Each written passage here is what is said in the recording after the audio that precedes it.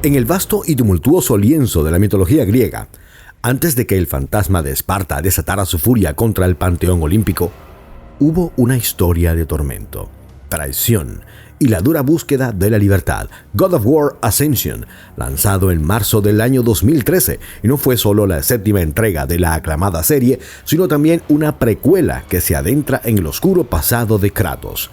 Ambientado cronológicamente antes de cualquier otro juego de la saga principal, este título nos muestra cómo el guerrero espartano, engañado por Ares para asesinar a su propia familia, intentó romper el juramento de sangre que lo ataba al dios de la guerra.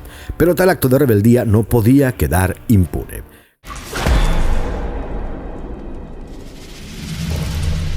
¿Qué ocurre? Pareces confuso, Kratos. ¿Te cuesta recordar el tiempo que hemos pasado juntos? Sí, mi hermana fue una grosera al interrumpirnos. Alecto nunca ha sabido comportarse.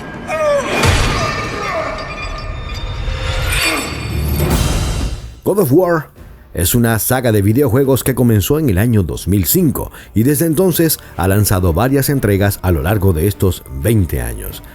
A la fecha de publicación de este video, la franquicia celebra su 20º aniversario. En su haber, ya existen 7 entregas ambientadas en la mitología griega y 2 en la mitología escandinava o nórdica. En todas ellas, Kratos es el protagonista, aunque el tono de la historia cambia notablemente entre una mitología y otra, pero eso lo vamos a ver en detalle más adelante. Siempre he querido hacer una reseña personal. No me considero un experto en videojuegos, pero la historia de God of War realmente me atrapó y creo que sinceramente Kratos es uno de los mejores personajes construidos en la industria. Y si te pones en los zapatos del espartano desde el principio y extrapolas toda esa historia al contexto que tienes en el juego, entiendes que Kratos es el resultado de todo lo que ha vivido. Y sinceramente, su vida es una novela peor que la que sufrió Héctor Lavoe. Por eso, haré estas reseñas de todos y cada uno de estos juegos, pero no en el orden en que salieron, sino siguiendo la cronología de los acontecimientos y narrativa de la historia. Así que comenzaremos por lo que el propio estudio Santa Mónica ha determinado como el génesis de esta saga.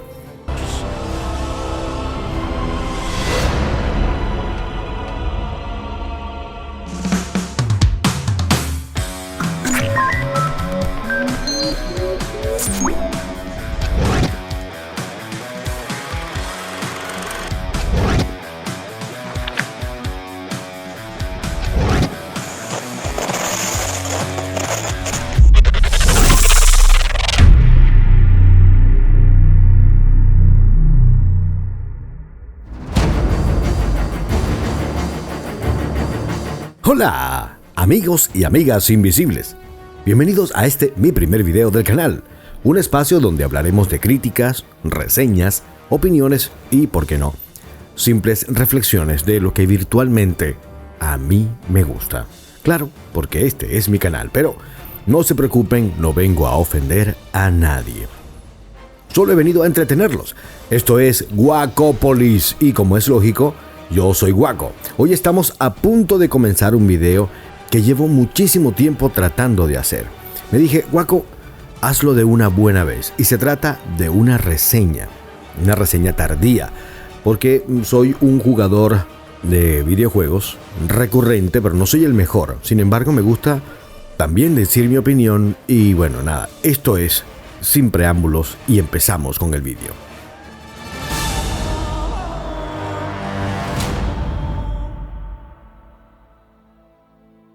Particularmente he jugado God of War Ascension después de una década. Lo jugué originalmente en el año 2014 y créanme cuando les digo que había olvidado por completo de qué se trataba este título. Siendo una precuela de todos los juegos anteriores, incluso de los juegos de PSP, la historia se sitúa unos meses después de que Kratos cometiera el sacrificio perfecto a Ares, asesinando a su esposa e hija, presa de la ira y consumido por la avaricia y las ambiciones de poder. Personalmente la historia me gustó, pero vamos por partes. Hablemos de otros aspectos antes de llegar a la trama, que es lo más interesante y es lo que dejaremos para el final. Para la crítica, este juego fue considerado un fracaso, no sé si en términos comerciales, porque en ventas le fue bastante bien, aunque no alcanzó el éxito de su predecesor, God of War 3. La recepción inicial fue buena, pero con el tiempo las opiniones sobre la jugabilidad se volvieron variadas, especialmente después de que las críticas especializadas dieran su veredicto. Era una época en la que no estábamos tan hiperconectados como ahora, y aún así las ventas bajaron notablemente después de las primeras semanas. Muchas personas se quejaron de que las mecánicas técnicamente no variaban mucho y llegaron a decir que era una completa basura. Creo que esperaban más. Sin embargo, yo no lo llamaría una basura. Para mí simplemente fue innecesario. Eso sí, el juego es el más bonito de todos, gráficamente hablando, y la banda sonora está muy bien lograda, es excelente. La ausencia de música en algunas partes del juego le da un carácter mucho más sobrio al desarrollo, además de una tensión natural, ya que solo escuchas las pisadas y el ambiente, lo que le aporta un valor notable agregado al juego. Además, el juego es el más fácil de todos los juegos de God of War y, significativamente, el más corto. Yo creo, si mal no recuerdo, creo que lo terminé en unas 10 horas más o menos, en la última vez que lo jugué, que por cierto, todo lo que están viendo en pantalla son mi gameplay. Sin embargo, en algunas ocasiones no sabía qué hacer, y creo que eso se debe a que estamos hoy en día muy acostumbrados a que nos marquen el camino. Un tiempo antes recuerdo que pasé el juego sin tener que reflexionar tanto. No sé si nos estamos volviendo más torpes o si en realidad los juegos actuales nos están haciendo más idiotas, pero bueno, esto es un tema para otro video. Aunque las mecánicas del juego son en esencia las mismas en todas las entregas, es el clásico cuadrado y triángulo para golpear, X para saltar y círculo para agarrar enemigos, por lo menos en la saga de Grecia. En esta ocasión hay algunas variaciones interesantes. La magia, por ejemplo, ya no es inherente a Kratos, sino que se impregna en sus espadas del caos al sumergirlas en unos cuencos especiales que otorgan los dioses. Este cuenco te permite utilizar los elementos de la naturaleza y al mismo tiempo te otorgan una magia especial que puedes alternar con la cruceta. Puede ser fuego, puede ser hielo, algunos fantasmas de Hades y la electricidad. Sin embargo, estos poderes resultan un tanto innecesarios, ya que no es obligatorio usar una específica para ciertos enemigos, cosa que sí tiene God of War 3, o al menos yo no supe jugarlo. En mi experiencia solo utilicé la de hielo y la de fuego. También aparecen armas como espadas o lanzas que se encuentran regadas por el mundo, o bien estratégicamente colocadas en algunos escenarios, y esto con el objetivo de ayudarte. Son armas temporales, pero aportan un toque que para mí fue refrescante, aunque su mecánica de uso es prácticamente igual a la de las espadas principales, salvo en contadas ocasiones. Por ejemplo, en una batalla contra una de las furias, cuando la enemiga se coloca en el techo, debes depender de las lanzas para poder bajarla de allí. En definitiva, la mecánica me gustó más que la de God of War 3, juego que también completé hace años para sacar el platino, pero nada más. Creo que la jugabilidad en esta entrega cambió bastante. Digamos que fue para bien, pero es mi opinión. Y aunque para algunos estas mecánicas pueden resultarle aburridas, para mí tienen mucho sentido. Por ejemplo, el caso de la magia. En este punto de la historia, Kratos aún no es un dios, así que es lógico que la magia no le pertenezca por completo, ya que todavía no forma él parte del panteón olímpico. Por eso, la magia debe ser inherente a las espadas. Una de las cosas que no me convenció fue el uso de la rabia. Debes activarla cuando un medidor que está del lado derecho de la pantalla, ese que ves allí, se llena. Pero en este juego la rabia se reduce solo a un golpe potente y nada más. Antes, la rabia era un estado temporal que te permitía desatar una furia continua. Aquí, en cambio, solo puedes dar un golpe cada vez que la barra se llena. Y hasta que mejores tus espadas al máximo, la barra de ira solo te permite un golpe. Cuando las espadas las mejoras al máximo, te permite 2 golpes. Además, los combos no están disponibles desde el inicio. Tienes que desbloquearlos usando la ira, es decir, cuando esta barra se llena es cuando puedes hacer los combos completos, lo que hace que esta mecánica se vuelva tediosa y frustrante. Si te golpean o dejas de atacar, la barra se baja. La barra se desgasta a cero y tienes que volver a empezar, obligándote a atacar sin parar con golpes efectivos para poder ejecutar el combo completo. Si no pegas los golpes, también se te baja la barra. Esta mecánica me frustró bastante durante la campaña, aunque al final fue cuestión de acostumbrarse. La dinámica de los cofres me encantó. Solo se abren aquellos que contienen orbes verdes o azules, es decir, las de magia o vida. Los demás, como los de experiencia o los que tienen ítems para aumentar la barra de magia o la de vida, se abren golpeando unas piedras indicadas con el color correspondiente, y esto me pareció un acierto. Recordemos que antes tenías que abrir todos los cofres, y hasta con esfuerzo. Me parece algo medio ilógico tomando la fuerza irracional que tiene Kratos, pero bueno, se sabe que esto se hizo con el objetivo de poder darle tiempo al software y al hardware para que se pusieran de acuerdo y poder cargar la partida que venía enfrente.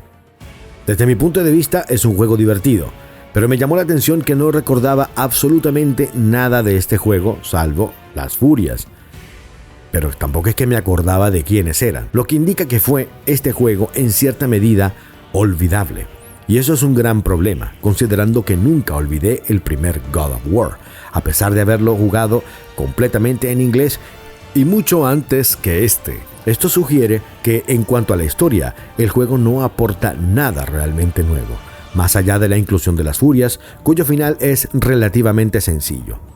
Y hablando de sencillez, los jefes, aunque visualmente son espectaculares, son muy fáciles de derrotar. Y aunque en este aspecto el juego es superior gráficamente a todos los anteriores, en cuanto a la dificultad, realmente deja mucho que desear. En cuanto al aporte narrativo de la historia de God of War y la redención de Kratos como el sicario de Ares, tampoco suma demasiado. Es loable la intención de que el jugador trate de empatizar con Ares, pero en definitiva, esto no lo logra. Y la razón es simple. En las entregas anteriores, como jugadores, sabíamos a lo que veníamos, a repartir espadazos, golpear, destrozar, quemar, destruir, humillar y utilizar a nuestros enemigos en pos de la batalla, incluso siendo insensibles con todo el mundo. Recordemos que desde el primer juego dejamos morir, por ejemplo, al portador de la llave, dejándolo caer en las fauces de aquel dragón solo porque sí, e incluso en una... bueno, no era un dragón como tal, era una hidra, para ser exactos.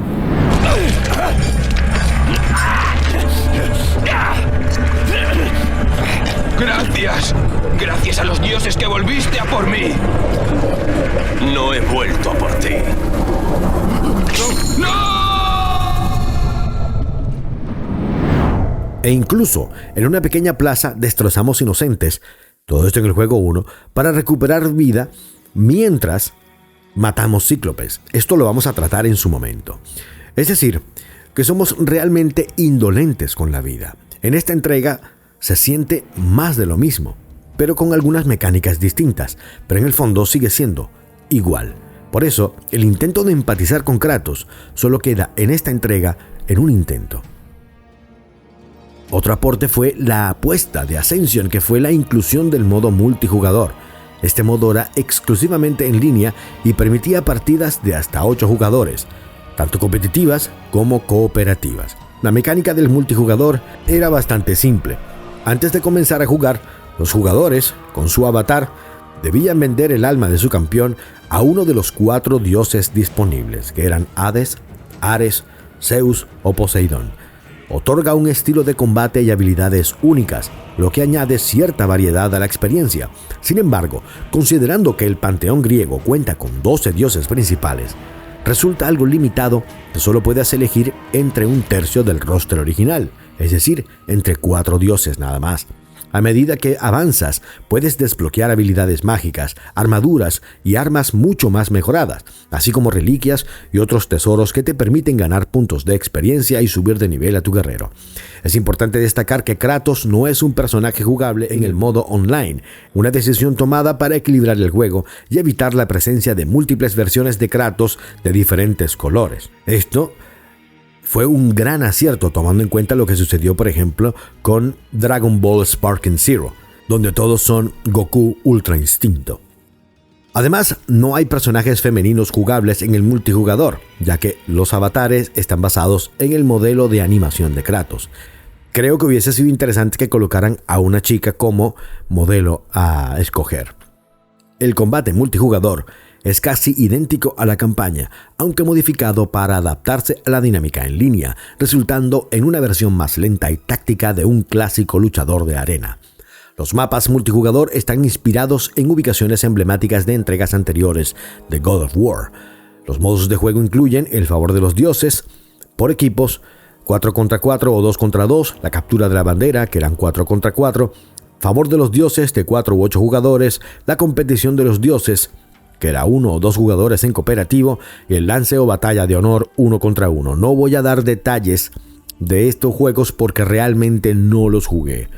Es decir, aclaro, los jugué, pero me parecía tan caótico y todo estaba en una sola cámara que estaba muy lejos. Y yo no podía distinguir cuál era el mío en función de todos los que estábamos allí, así que dejé de jugarlo.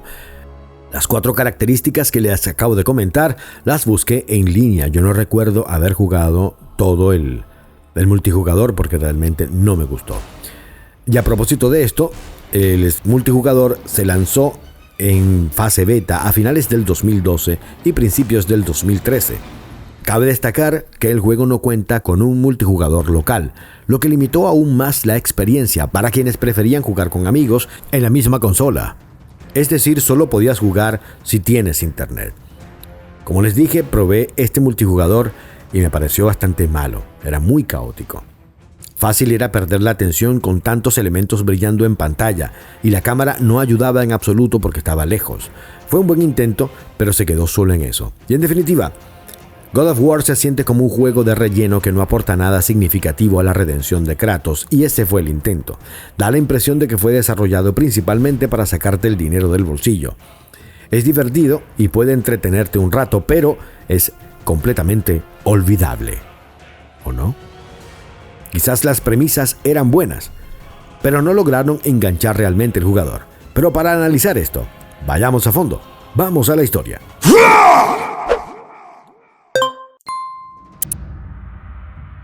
La premisa de God of War Ascension es, sin duda, atrapante. En la mitología griega, las furias, conocidas también como Erinias, o Erinies, o Erinis, eran 3 diosas tónicas. ¿Qué significa tónicas? Como está en pantalla. Tónicas significa que hacen referencia a dioses o espíritus del inframundo, por oposición a las deidades celestes. También se le puede denominar telúricos. Ellas eran encargadas de la venganza, de castigar a los mortales por crímenes, especialmente aquellos cometidos contra la familia, las promesas y los dioses. Atención con estas 2 últimas. Eran temidas por su apariencia aterradora y su capacidad para atormentar a los culpables hasta llevarlos a la locura. El primer castigado por las furias fue un hecatónquiro, una criatura mitológica de 100 brazos y 50 cabezas. Eran 3, hijos de Gea y Urano. En el linaje de los seres divinos, primero vinieron los titanes, luego los cíclopes y finalmente los hecatónquiros, que eran 3, como les dije, Coto, Briario y Giges. Sin embargo, en este juego, por conveniencia narrativa y probablemente para simplificar el desarrollo, solo se toma en cuenta a uno, y ni siquiera es uno de los originales, sino un personaje inventado llamado Aegaeon. Hubiese sido interesante enfrentarse a los 3, pero tomando en cuenta lo fácil que resulta derrotar a uno, quizás los demás habrían sido solo relleno y repetitivos. Pero sigamos adelante.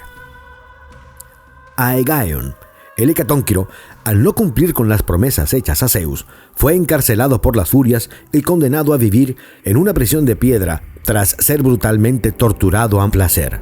En lugar de matarlo, las furias lo doblegaron y lo usaron como instrumento de justicia, convirtiéndolo en un símbolo para quienes osaran romper un juramento. Las furias, al mismo tiempo, custodian un pequeño cristal donde se resguardan las almas atadas a los dioses de esta gente castigada. En el caso de Kratos, ese cristal le pertenece a Ares, el que contiene el alma de Kratos. El objetivo de nuestro protagonista es eliminar a las furias y con ellos destruir las ataduras con Ares en función de su alma. Si lo analizamos en profundidad, es una excusa narrativa para justificar el desarrollo de un nuevo juego. La narración comienza, como es de costumbre, con la inconfundible voz de Linda Hunt. Recuerdo que la primera vez que jugué esta entrega lo hice en español latino. Pero el doblaje de Kratos estaba grabado tan bajo que apenas se podía escuchar, así que opté por jugarlo en inglés. En la rejugada de hace poco, de hace unos días, lo rejugué en español castellano. Y creo que resultó bastante bien el doblaje. No lo pude conseguir en español latino. El juego inicia con Kratos encadenado, ya torturado por las furias. Megara, una de ellas, se acerca para infligirle el castigo del día. Pero Kratos, con astucia, logra que Megara rompa accidentalmente una de sus cadenas y se libere poco después para defenderse. Y así comienza la acción. Tras enfrentarnos a varios enemigos y emprender algunas mecánicas, Megara despierta a Hecatónquiro y nos enfrentamos a nuestra primera gran batalla contra el primer jefe, un gigante. Durante este enfrentamiento, Megara muere y recuperamos el amuleto de Ouroboros, un artefacto que ya habíamos obtenido en la campaña. Recordemos que esto que está ocurriendo ocurre 3 semanas después de una aventura anterior que nos van contando poco a poco. En este sentido, 3 semanas antes de estos eventos, Orcos, que es el guardián de los juramentos en la mitología griega, le revela a Kratos que las visiones que lo están atormentando son creadas por las furias. Orcos, aunque técnicamente es una furia, se convierte en nuestro aliado y nos exhorta a buscar al oráculo de Delfos, quien podría ayudar a contrarrestar estas visiones. En la mitología griega, Orcos es hijo de Eris, diosa de la discordia, y su función es asegurar que las promesas de todas las personas se cumplan, dependiendo de la fuente. Puede ser considerado un espíritu o puede ser considerado un demonio, dependiendo de dónde busques esta información. Al llegar al oráculo y tras superar varias pruebas, nos enfrentamos a Castor, el profeta, y a su hermano Pollux. En esta entrega, de manera genial, nos presentan a Castor y Pollux como gemelos siameses con personalidades propias, lo que añade un matiz interesante a la narrativa. En la mitología griega, Castor y Pollux son 2 hijos de Zeus que, convertido en cisne, tuvo con Leda. Pollux era inmortal y hábil boxeador, mientras que Castor era mortal y domador de caballos. Aquí los papeles los invierten y los fusionan en una simbiosis narrativa que resulta bastante atractiva. Tras derrotar a Castor, este intenta matar al oráculo para impedir que lo consultemos, pero el oráculo, en sus últimos momentos, nos revela que debemos viajar a Delos para buscar los ojos de la verdad. Se asume que son sus propios ojos, ya que cuando nos acercamos al oráculo, vemos claramente que sus ojos fueron arrancados de su rostro con violencia. Tomamos el amuleto de Ouroboros del cuerpo de Castor y en ese momento se nos revela también que Orcos es hijo de Ares y Alecto. Sin embargo, Orcos no resultó ser un guerrero que Ares esperaba y, tras ser rechazado, fue relegado a ser el guardián de las furias. Aquí comprendemos el plan de Ares para crear un guerrero perfecto. Quería tener un hijo para hacerlo el guerrero perfecto, pero al fallar, toma a uno de sus primeros lugartenientes, que fue Kratos, y trata de crear al guerrero perfecto. Y tiene que pasar 3 pruebas. La primera, derramar la sangre de sus enemigos, cumplido con el asesinato del rey bárbaro. La segunda, la sangre de los inocentes, cuando mata a los adoradores de Atenea en el templo de la misma. Y finalmente, el derramamiento de la sangre de los propios que Ares logra al manipular a Kratos para que asesine a su propia familia. Al descubrir el engaño de Ares, Orcos rompe su juramento por simpatía a Kratos y decide ayudarlo. En Delos nos esperan las ruinas de la estatua gigante de Apolo, y tras hablar con el escriba del Hecatónquiro, Kratos se enfrenta a las 3 furias y es capturado en este momento, y es cuando la reina Alecto interviene. Orcos aparece y libera a Kratos, trasladándolo a otro lugar, mientras Alecto jura que Kratos no logrará su objetivo. Kratos restaura la estatua con el amuleto de Ouroboros y recupera los ojos de la verdad de la linterna que los contiene. Pero justo después de completar los ensayos de Arquímedes, es emboscado, capturado por las furias y despojado de los amuletos, piedras y el juramento de Orcos. Y es aquí donde, en teoría, comienza el juego. Todo esto que conté es 3 semanas antes. Todo esto fue un extenso flashback que terminó con Kratos encadenado. Y según las ilusiones de las furias, en este momento con Kratos encadenados, este se encuentra con su hija y su esposa. Pronto se da cuenta de que todo es una trampa. El espartano, al liberarse, se enfrenta a las dos furias restantes en una batalla muy bien lograda, especialmente si consideramos la aparición de un Kraken, que aporta audacia, vértigo y realmente entretenimiento, aunque, sinceramente, resulta un jefe final bastante decepcionante porque es bastante sencillo de matar. Una vez acabadas con las furias con el Kraken, nos damos cuenta que Orcos ha sido sometido nuevamente a ser el guardián del juramento de Kratos, porque ya las furias no están. Orcos le pide a Kratos que lo mate, pues con las furias muertas, la única forma de liberarse de su obligación es la muerte. En esta escena se percibe el dolor de Kratos al tener que acabar con la vida de un aliado que genuinamente se preocupó por él. Sin embargo, como todo en la vida del espartano, nada es fácil. Termina matando a Orcos, más por la insistencia de este, quien se niega a seguir viviendo como un esclavo. Es, quizás, el único momento donde se vislumbra una redención legítima del protagonista. Una muerte honorable ante los ojos de Kratos, quien, tras quemar la casa con el cadáver de Orcos dentro, se da la vuelta para deshacer lo que ha hecho. Y es aquí donde se enlaza con God of War, Chains of Olympus. Pero de este juego hablaremos en nuestra próxima entrega. Así que si te gustó este vídeo, no olvides darle compulsivamente al botón de like y compartirlo con tus amigos para que podamos traer esta reseña en este canal de Retro Games o Retro Reseña. Aunque, les digo, esto no es de juego nada más, ¿ok? Con esto hemos recorrido 30 capítulos del juego, cuya dirección estuvo a cargo de Todd Papy. God of War Ascension es un videojuego de acción y aventura en tercera persona que tiene una cámara fija centrada en el combate, basado en combos utilizando las icónicas espadas del caos, el arma rápida principal de Kratos. El juego mantiene los eventos de tiempo, los Quick Times Events, pero introduce un sistema más libre y táctil, menos dependiente de pulsar botones rápidamente como en las entregas anteriores. Kratos puede emplear 4 ataques mágicos distintos y una habilidad especial para potenciar su poder. Además, el juego presenta puzzles y elementos de plataforma que enriquecen un tanto la experiencia. Una de las novedades más destacadas es la capacidad de arrebatar armas a los enemigos para usarlas en su contra. El botón de círculos para abrir cofres o activar los eventos de tiempo ahora se emplea en combinación con combos para robar armas, golpear y patear enemigos. Sony ya había adelantado que la historia sería un poco más corta que en juegos anteriores y efectivamente la campaña resulta mucho más breve.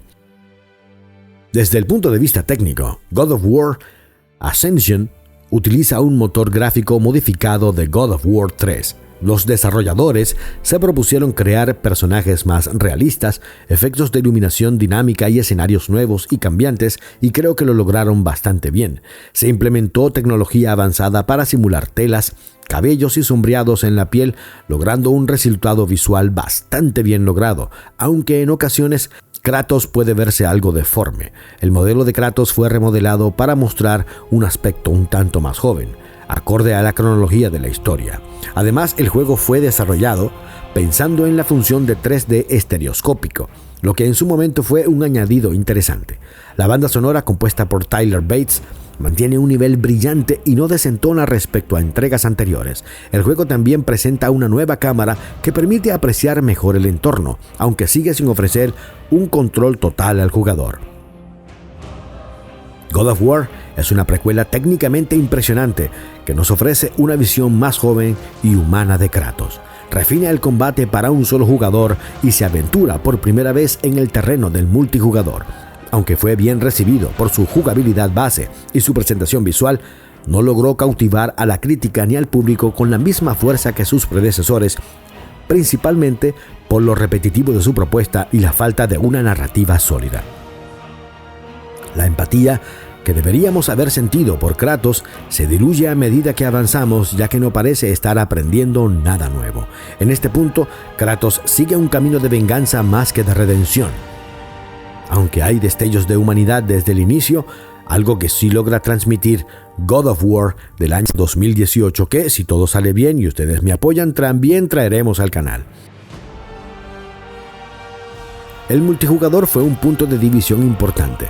Muchos coinciden que el resultado Fue escueto, caótico y deficiente, y las ventas estuvieron muy por debajo de lo habitual en la saga. Aún así, es un capítulo interesante y único en la historia de God of War. Con este juego, lanzado en el 2013, se cierra un ciclo y se le da un merecido descanso a la saga por cerca de unos 10 años después de exprimir un personaje que, en esencia, solo vino a sufrir. Ya lo verán en las próximas entregas. En fin, yo soy Guaco, esto es Guacópolis y espero que hayan disfrutado de esta reseña innecesaria, pero que tenía muchas ganas de hacer. Espero que también les haya gustado, que me dejen su like, un comentario y una compartida. Además, que le den compulsivamente a ese botón para ayudarme a traer la saga completa de God of War, menos Betrayal, así que no insistan. Gracias por escuchar y nos contactamos en nuestro próximo episodio. Hasta entonces, y sigan en sintonía.